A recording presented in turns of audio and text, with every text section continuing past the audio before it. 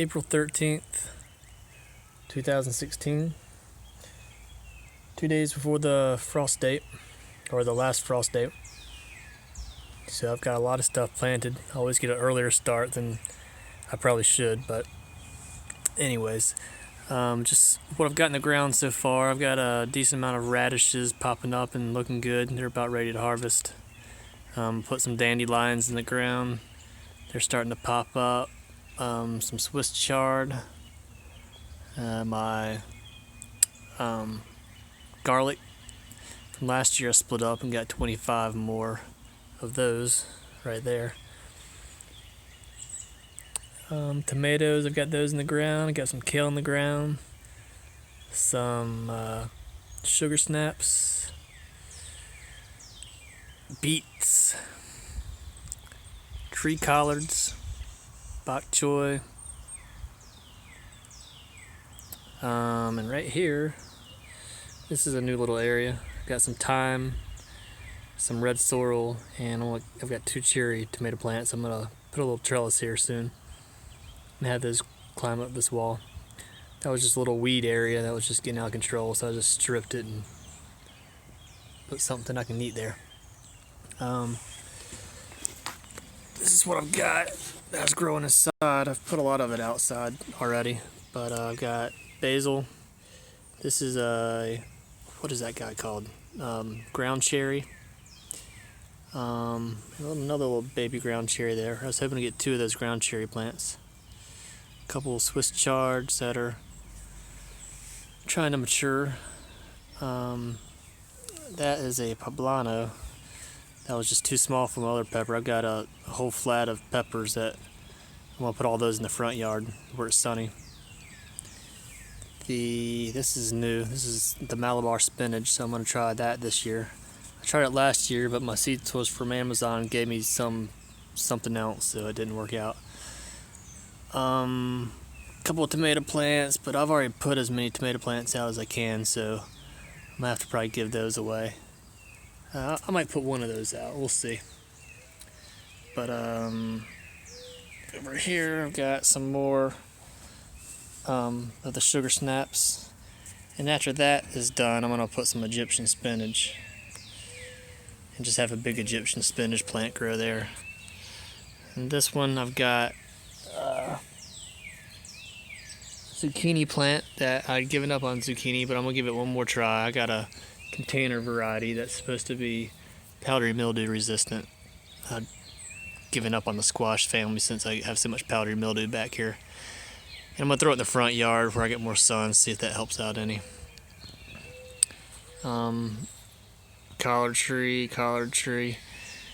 All my collard trees, past video I did experiment this winter where this is the first time I've had a whole year of having a collard tree. I grew it in the summer and it did great, and I ended up cutting it up into 16-inch stakes and put them in the containers and in the ground and some inside, and it's a hardy plant. They all survived, so all of them except the base. You can see that one, it's the base of the old plant, but it's got a one live stem coming off, so it might take also.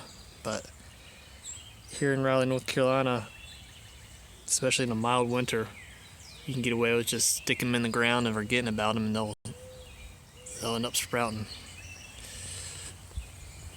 So in this bed, well, you can see here's the old stalk where I harvested a bunch of the stakes from and put them around my yard. Stuck one in the pot there, and it's coming up. The garlic's doing great. That's the plant that I got from my friend last year. It ended up being a garlic plant, so I've started a new line of that. I'm going to start planting that every year. It's a stiff neck garlic. This bed I've got some lettuce. You can see some of the lettuce popping up there, the more reddish color. And I've got some Swiss chard starting to pop up. I planted lettuce here twice. I think being that this is pretty much 100% compost, I just didn't have quite the aeration that I needed. So I'm going to put some vermiculite or Something to get some aeration in there next year, or maybe once this lettuce is done. And I'll put some more seeds just because the first batch didn't do too well. So you're starting to see the second batch start to pop up in between the first batch. I think that was called Devil's Ear. It's supposed to be a heat tolerant variety. This is my new bed that I've started. I was trying to get that into a raised bed, but I just ran out of energy. So that's going to have to happen at probably in the fall.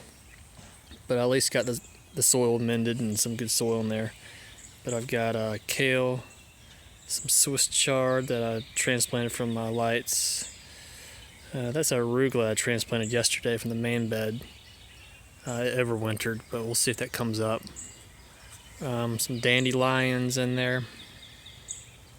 French dandelions, I think they're called. It's supposed to be a perennial. I'm trying to make this like a pseudo perennial bed.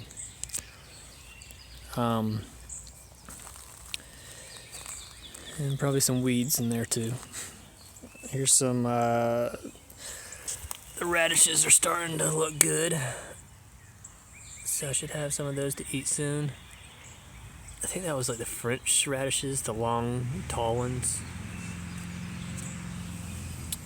These, I forgot what they're called, but it's like the long white ones. They're taking forever, but I pulled one up yesterday and it had a long tap root. So now it just needs some sun and some thyme. So we'll see what happens. Here's the tree collards that I overwintered. Overwintered some of them using some little plastic domes. Some of them just exposed to the air. And they both did great, so I think either way will work. Like I said, especially in a mild winter.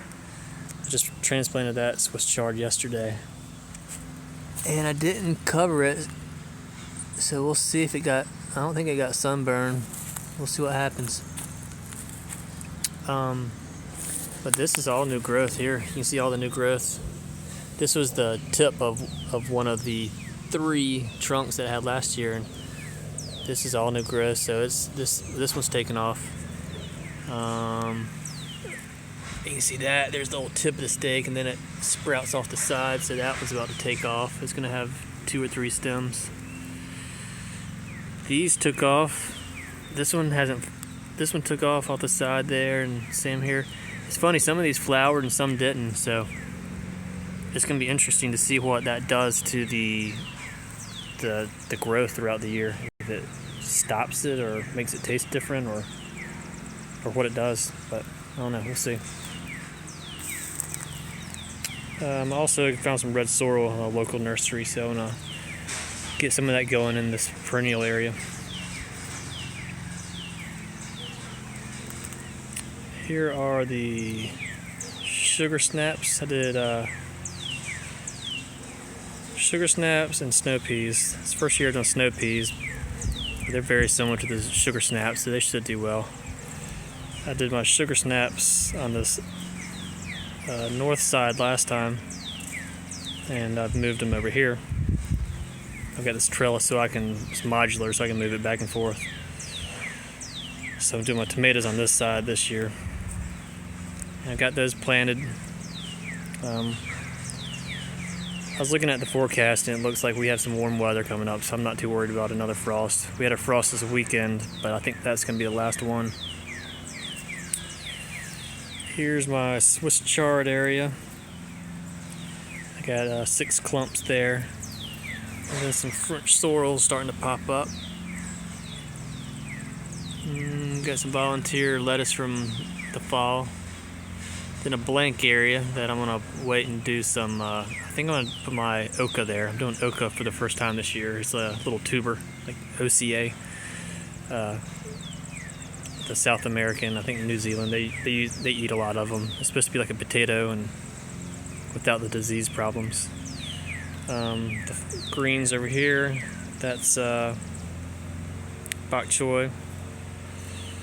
And my dinosaur kale's really taken off. It's past week, it's really taken off, so I think I'll have me some harvest on that here soon. I'll put some, there's some cilantro there. I did that by seed, and I never have too much luck with that, but I got an early start on it this year, so we'll see. I might be able to get a couple of harvests, but if not, I'll just I forgot what it was. I was watching some video online, another gardener, and she's from North Carolina. She says she overwinters hers, so I might try to start mine in the fall and get it hardy and use some domes to overwinter it, and maybe that'll help me get a better spring start next year. I'm doing purslane. I got that seeds in the ground there. That's supposed to be a really healthy vitamin B plant. Just one of the few natural vitamin B plants that you can get. But it's supposed to be also kind of invasive, so I'll have to watch that. It's the first year I'm doing it, so we'll see how it does. Here's some lettuce here. So I got some lettuce growing right there. That's just starting to pop up. And once the ground cherries are ready, I'm gonna clear out a couple of these areas and put my ground cherries, probably 2 ground cherries right in this area. And then I'm gonna have the tomato plants going along this side, going up the trellis here. Like I did last year, I had the lines coming down and clip the single trunks. I'm gonna train the single trunks up the lines. There's 3 rows of beets there. They came up well. I had a couple areas that the birds and squirrels got them, so I had to put a couple more seeds, so hopefully that will fill back in. But the beets did really good last year, so I'm expecting they'll do really good this year too. Had a couple extra kale plants that I stuck over here. I don't know if you can see them, boom boom. And another one over here somewhere, so I just stuck them in the ground and we'll see what happens to them. Put a rosemary plant in here. This is bee balm and black-eyed Susans, but I got a rosemary plant there. And I got a kitty cat bumping me here. What's up, bud? What's she doing? Where are the voles? Get the voles, bud. Do your job, buddy. And I had a old teepee here last year. You see the remnants of it over there. But that has been replaced with a little bed here. I'm gonna do my Malabar spinach in this area and try to train it up this wire. And also, I got a little blank area here in between. I got cherry tomato, black grim, German Johnsons,